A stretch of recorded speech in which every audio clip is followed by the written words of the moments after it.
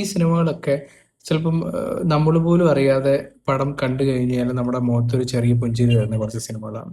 Fifth one, ഒരു പ്രായമുള്ള ആൾ അയാളുടെ റിട്ടയർമെൻറ്റ് ടൈമിൽ ഒരു കമ്പനിയിൽ ജോലിക്ക് കയറുകയാണ്. ഏജ് ഒരു ലിമിറ്റേഷൻ്റെ അല്ല, എക്സ്പീരിയൻസ് എത്രത്തോളം വാല്യുബിൾ ആണെന്ന് പറഞ്ഞൊരു cinema, the intern. Fourth one, friendship, freedom, happiness, ചെറിയ ചെറിയ കുറച്ച് അഡ്വഞ്ചേഴ്സ്, അതൊക്കെയാണ് ഈ cinema, the peanut butter falcon. Third one, ഒരു പെർഫെക്റ്റ് ഫാമിലി അല്ല. സിനിമയുടെ തുടക്കം മുതലേ ഓരോ ക്യാരക്ടേഴ്സിൻ്റെ പ്രശ്നങ്ങളും അവർ കടന്നു പോകുന്ന സിറ്റുവേഷൻസും എല്ലാം കാണിക്കുന്നുണ്ട്. മേ ബി ഒരു പെർഫെക്റ്റ് ഫാമിലി അല്ലായിരിക്കും, ബട്ട് ഭയങ്കര റിയൽ ഇമോഷൻസ് ഉള്ള ഒരു റിയൽ ഫാമിലിയാണത്. Little Miss sunshine.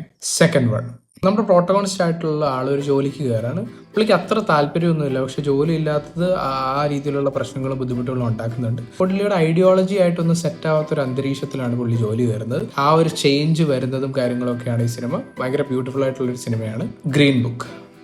First one, ഒരു ഫൺ പരിപാടിയായിട്ടാണ് സ്റ്റാർട്ട് ചെയ്യുന്നത്, ബട്ട് ടുവേർഡ്സ് ഉണ്ടാകുമ്പോൾ പല സിറ്റുവേഷനും നമ്മളെ പല രീതിയിൽ വിഷമിപ്പിക്കും. But at the end automatically നമ്മുടെ മുഖത്തൊരു സ്മൈൽ ഉണ്ടാവും. Jojo Rabbit, save this list.